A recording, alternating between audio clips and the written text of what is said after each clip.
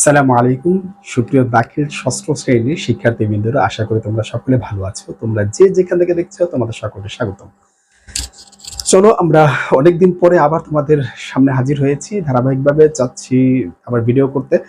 তোমরা যারা আমার এই চ্যানেলে আছো এবং তোমাদের বন্ধু বান্ধব যারা আরবি ব্যাপারে ভালো জানতে চাচ্ছে, তোমরা তাদেরকে সাজেশন করতে পারো আমার এই চ্যানেলটাকে, এবং তোমরা জানাতে পারো যে অমুক চ্যানেলে পুরো ধারাবাহিকভাবে সম্পূর্ণ বইয়ের উপরে কোর্স আকারে পুরো বইটাকে আপলোড করবো। এবছর থেকে আমরা শুরু করেছি, ইনশাল্লাহ যতদিন লাগে পুরো শেষ করে ফেলবো। তো চলো শুরু করি। আমি অনেকদিন পারিনি তোমাদের এই ভিডিওগুলো শেষ করতে, মানে তোমাদের টপিকগুলো শেষ করতে, এখন থেকে আবার দিব, কারণ বিভিন্ন ঝামেলা ছিলাম একটু, এই কারণে। এবার আসো যে আমরা সর্বশেষ যেটা শেষ করেছিলাম, ফেয়েল এবং ফেয়েলের পরিচয় এবং সিগার ভিন্নতার ক্ষেত্রে ফেয়েল 4 প্রকার, সেটা আমরা করেছিলাম। আজকে যে বিষয়টা বাকি আমরা শুরু করবো, আমরা কিন্তু ছোট ছোট পাঠ করে করবো, যাতে করে তোমাদের অধৈর্য না আসে, কারণ ঠিক আছে তোমরা দেখবে ফেয়েল মারুফ এবং ফেয়েল মাজহুল। ফেয়েল মারুফ কাকে বলে, ফেয়েল মাজহুল কাকে বলে, সেটা আমরা জানতে চাই। দেখো তোমাদের এখানে মঈন বইতে একটা কথা বলা আছে ওই শুরুর দিকে, যে নিচের উদাহরণের প্রতি লক্ষ্য করো। কি বলা আছে এখানে? বলা আছে যা, ঠিক আছে? কি বলা আছে? আমরা আস্তে আস্তে জবরজের ছাড়া এখন থেকে শুরু করব। যা আল মুখবির, মুখবিরি। আচ্ছা, যা আল মুখবিরু, আল মুখবিরু। এখানে কি হচ্ছে? মুখবির মানে সাংবাদিক এসেছে।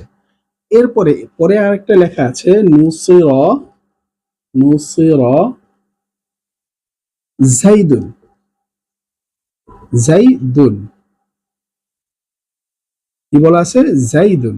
আচ্ছা, এখানে সাহায্য প্রাপ্ত হয়েছে, এখানে কথাটায় বলা আছে কে আসছে? এক নম্বরটায় সাংবাদিক আসছে বা খবরদাতা আসছে, সংবাদদাতা আসছে। মুখবির মানে সাংবাদিক আসে, ঠিক না? এই কথাগুলো আমরা চিনি না, তোমরা চিনো। খবরদাতা কে এসেছেটা কে? আচ্ছা, তুমি এসেছো। যখন তোমাকে বলি কে এসেছে, আমি এসেছি। কে এসেছে? বাবা এসেছে। এই আসার কাজটা কি তুমি করেছি, না বাবার আসার কাজটা? না বাবা সে নিজের যোগ্যতা এসেছে, নিজের যোগ্যতা এসেছে না? সাংবাদিক, সাংবাদিক এসেছে, সাংবাদিক নিজের যোগ্যতায় আসতে পারছে না। ওই যে অন্যজনে বলছে কি বলছে সেগুলো বাদ দাও, তার নিজস্ব যে শারীরিক একটা শক্তি আছে, সেই শারীরিক শক্তির কারণে সে আসতে পারছে না, নিজের ইচ্ছা হয়েছে দেখে আসতে পারছে না। এইরকম ধরনের যে নিজের ইচ্ছা এবং শারীরিক সক্ষমতার উপরে ভিত্তি করে যখন কোনো কাজ করা হয়, কেউ নিজে থেকে কাজ করে, কেউ নিজে থেকে কাজ করে। আমি নিজের ইচ্ছা, আমি নিঃশ্বাস নিচ্ছি, নিজের ইচ্ছা না কেউ নেওয়াচ্ছে, এটা আল্লাহ নেওয়াচ্ছে। ওঠার পরে আমি নিজের ইচ্ছায় ঘুমাচ্ছি, আমি নিজের ইচ্ছায় ওয়াশরুমে যাচ্ছি, নিজের ইচ্ছায় সবকিছু করছি। ঠিক এইরকম নিজের ইচ্ছায় যে কাজটা করা হয়, সেটাই হচ্ছে এই ফেইলে মারুফ। যে কাজটা কর্তা মানে যিনি করেন তাকে তো কর্তা বলা হয়, যিনি করেন তাকে কি বলা হয়? কর্তা। তাহলে এই কর্তা নিজের ইচ্ছায় করে, তার মানে কি কর্তা নিজের ইচ্ছায় করে, নিজের ইচ্ছায়।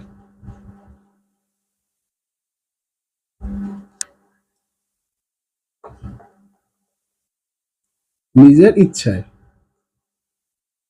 করে, নিজের ইচ্ছায় করে, তাই কি ফেইলে মারুফ, সেটাই হচ্ছে ফেইলে মারুফ। আর এটা হচ্ছে করানো হয়, কর্তাকে করানো হয়, কর্তাকে করানো হয়,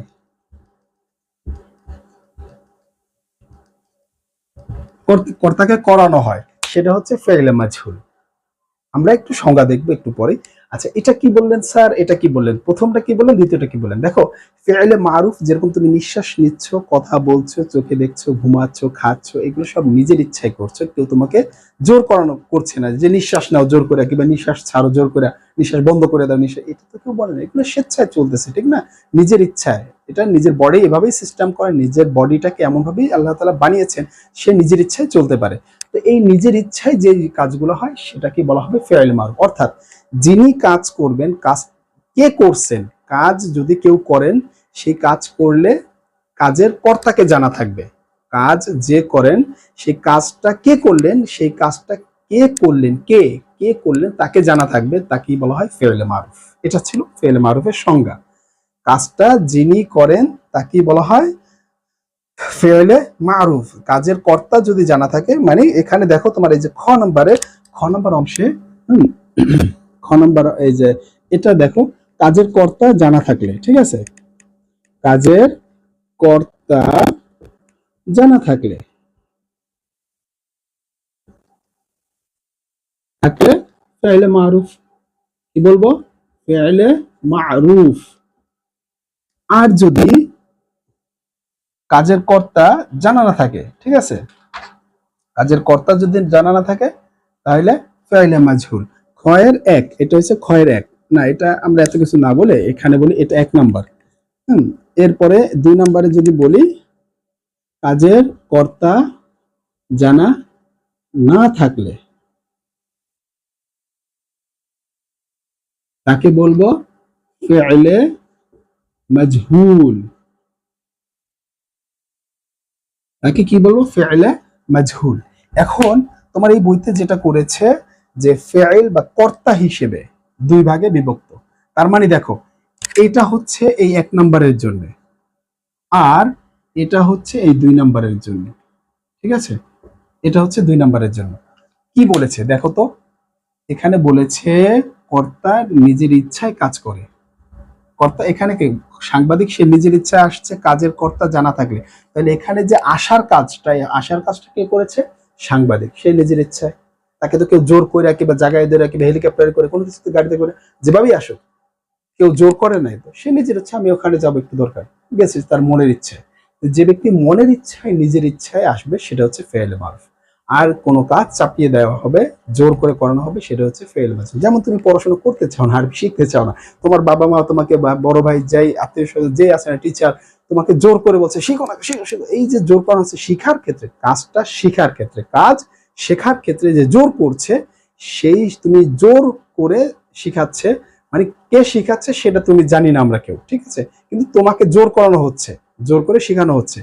এখন তো আমি জানি আমার বাবা মা বলছে ভাই না, ওটাও না, বিষয়টা ওটা উল্লেখ থাকবে না, উল্লেখ থাকবে কি যে আমাকে শেখানো হচ্ছে, কে শেখাচ্ছে সেটা জিজ্ঞাসা করলে আলাদা বিষয়, বাবা মা শেখাচ্ছে সেটা আর এক বিষয়ে চলে যাবে তখন, কিন্তু আমাকে শেখানো তো হচ্ছে, আমাকে তো কাজ তো আমাকে দিয়ে করানো হচ্ছে, কাজটা করার কথা ছিল আমার, কাজটা করার কথা ছিল কার, আমার, কিন্তু আমি করি নাই, আমাকে দিয়ে করানো হচ্ছে জোর করে, কাজটা করতেছি আমি, কিন্তু আমি স্বেচ্ছায় বা ইচ্ছা করে করি না, আমাকে দিয়ে করানো হয়।